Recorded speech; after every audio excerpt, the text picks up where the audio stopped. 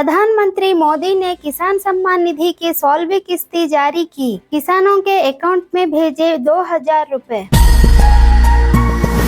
प्रधानमंत्री मोदी ने मंगलवार को देश के पहले मानवयुक्त मिशन गगनयान के लिए अंतरिक्ष यात्री लोगों का अनावरण किया। भारतीय वायुसेना ने इस एस्ट्रोनॉट लोगों की तस्वीरें की शेयर। अभिनेत्री लीना ने गगनयान के अंतरिक्ष यात्री ग्रुप कैप्टन प्रशांत बालकृष्णन नायर से शादी करने का किया खुलासा। हिमाचल राज्यसभा चुनाव में क्रॉस वोटिंग के बाद ड्रॉ ऑफ लॉट्स के जरिए बीजेपी उम्मीदवार हर्ष महाजन को कांग्रेस के अभिषेक मनु सिंघवी के खिलाफ जीत मिली है।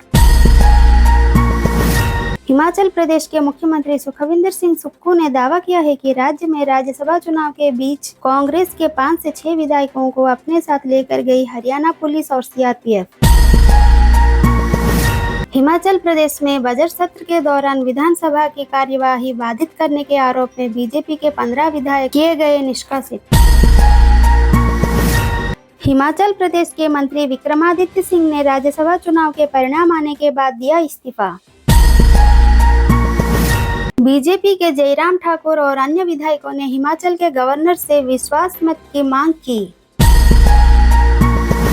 एनसीपी नेता प्रफुल्ल पटेल ने 2022 से 2028 के लिए चुने गए राज्यसभा सांसद पद से दिया इस्तीफा। वह फिर से 2024 से 2030 के लिए राज्यसभा सांसद चुने गए हैं। केंद्र सरकार ने जम्मू कश्मीर में जमाते इस्लामी पर लगे बैन को 5 साल के लिए बढ़ाया। इस संगठन को पहली बार 2019 में बैन किया गया था। सुप्रीम कोर्ट के पूर्व न्यायाधीश जस्टिस एम खानविलकर को राष्ट्रपति द्रौपदी मुर्मू ने लोकपाल अध्यक्ष के पद पर नियुक्त किया है। राज्यसभा चुनाव में उत्तर प्रदेश से बीजेपी के 8 और सपा के 2 उम्मीदवारों ने जीत दर्ज किया है। बीजेपी सांसद व भारतीय कुश्ती संघ के चीफ रहे ब्रजभूषण शरण सिंह के खिलाफ यौन शोषण मामले में कोर्ट ने पूरी की सुनवाई। 15 मार्च को आ सकता है फैसला। कांग्रेस से इस्तीफा देने के बाद मंगलवार को उप मुख्यमंत्री देवेंद्र फडणवीस की मौजूदगी में बीजेपी में शामिल हुए महाराष्ट्र के पूर्व मंत्री बसवराज। डोमिसाइल सर्टिफिकेट जमा न करने के कारण सीबीएसई ने 10वीं की छात्रा को परीक्षा देने से रोकने पर सीबीएसई को हाईकोर्ट फटकार लगाते हुए कहा, प्रवेश पत्र जारी करने के बाद सीबीएसई को ऐसा करने का अधिकार नहीं है। राज्यसभा चुनाव में कर्नाटक से कांग्रेस के 3 और बीजेपी के 1 उम्मीदवार जीत दर्ज की है।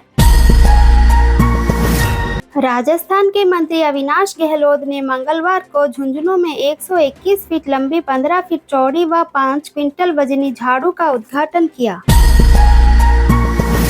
रांची में इंग्लैंड के खिलाफ टेस्ट डेब्यू करने वाले भारतीय तेज गेंदबाज आकाशदीप मंगलवार को रोहतक स्थित अपने घर पहुंचे। हुआ भव्य स्वागत। यूपी में आरओ पद की परीक्षा दोबारा कराने को लेकर अभ्यर्थियों ने बारिश में तिरपाल ओढ़कर किया प्रदर्शन। सिद्धू मूसेवाला के मैनेजर रह चुके बंटी बैंस पर पंजाब में हुआ जानलेवा हमला, बाल बाल बचे। बंटी बैंस पर फायरिंग के बाद रेस्टोरेंट के टूटे हुए शीशे व खोखे की तस्वीरें आई सामने। गैंगस्टर लक्की पटियाल के नाम से फोन कर धमकी देते हुए उनसे 1 करोड़ की रंगदारी मांगी गई। आंध्र प्रदेश के श्रीकाकुलम में समुद्र तट पर मंगलवार को एक व्हेल शार्क का शव बहकर आ गया। वीडियो में उस पर कूदते दिखे बच्चे। सुप्रीम कोर्ट ने मंगलवार को न्यूज क्लिक के संस्थापक प्रवीर पुरकायस्थ की स्वास्थ्य स्थिति की जांच करने के लिए एम्स को बोर्ड के गठन का दिया निर्देश। बिहार के पूर्व उप मुख्यमंत्री व आरजेडी नेता तेजस्वी यादव ने मंगलवार को कटिहार में जनविश्वास यात्रा के दौरान खेला क्रिकेट। कुलदीप कुमार को पूर्वी दिल्ली के लोकसभा टिकट देने पर केजरीवाल ने कहा कि वह सफाई कर्मचारी के बेटे हैं, गरीब परिवार से आते हैं। दक्षिण कोरिया के सियोल में 3 नए अपार्टमेंट के लिए 10 लाख से अधिक लोगों ने बोली लगाई है। पतंजलि फूड्स ने मंगलवार को कहा है कि पतंजलि आयुर्वेद के खिलाफ सुप्रीम कोर्ट के आदेश से हमारे व्यापार पर नहीं पड़ेगा असर। अमेज़न पे को पेमेंट एग्रीगेटर के तौर पर काम करने के लिए आरबीआई से लाइसेंस मिल गया है। अमेज़न पे के अलावा जोमेटो, जस्पे, जोहो और स्ट्राइप्स जैसी कंपनियों को भी आरबीआई से इस साल के लिए लाइसेंस मिला है। अब तक लगभग 10 कंपनियों को यह लाइसेंस मिला है। अनंत अंबानी व राधिका मर्चेंट की गुजरात के जामनगर में 1 से 3 मार्च तक होने वाली प्री वेडिंग फेस्टिविटीज के मेन्यू में कुल 2500 डिश होंगी। यूएई में 66 वर्षीय भारतीय व्यवसायी फिरोज मर्चेंट ने 2008 में स्थापित फॉरग्रंटन सोसाइटी पहल के तहत खाड़ी देश के 900 कैदियों को छुड़ाने के लिए दिया 2.25 करोड़ रुपए का दान। उद्योगपति अनिल अंबानी की दिवालिया कंपनी रिलायंस कैपिटल को लगभग 9,650 करोड़ रुपए में समाधान योजना के तहत खरीदेगा हिंदुजा समूह। अबू धाबी के पहले हिंदू मंदिर को श्रद्धालुओं के लिए 1 मार्च से खोला जाएगा। सुबह 9 बजे से रात 8 बजे तक आम लोगों के लिए खुला रहेगा। पूर्व पाक पीएम इमरान खान और उनकी पत्नी बुशरा बीवी को रिश्वत के रूप में जमीन लेने के मामले में दोषी ठहराया गया है। 5 साल के लिए अयोग्य घोषित किया गया है। रामपुर के एमपी एमएलए कोर्ट ने एक्ट्रेस जयप्रदा को 2019 लोकसभा चुनाव में आचार संहिता का उल्लंघन करने के मामले में सुनवाई के दौरान उपस्थित न होने पर फरार घोषित कर दिया है। 10 साल से अधिक समय से रिलेशनशिप में रह चुके एक्ट्रेस तापसी पन्नू उनके बॉयफ्रेंड रहे मथायस बॉय से इस साल मार्च में राजस्थान के उदयपुर में शादी करेंगे। 2023 में फिर से दुनिया में सबसे कम प्रजनन दर वाला देश बना दक्षिण कोरिया। प्रधानमंत्री नरेंद्र मोदी ने बुधवार को तमिलनाडु में 17,300 करोड़ रुपए से ज्यादा की परियोजनाओं का किया उद्घाटन व शिलान्यास।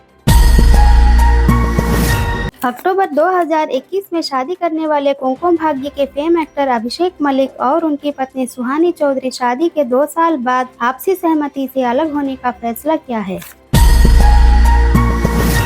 बिग बॉस 16 के fame singer Abdul Rozik money laundering case में पूछताछ के लिए ईडी के सामने हुए पेश।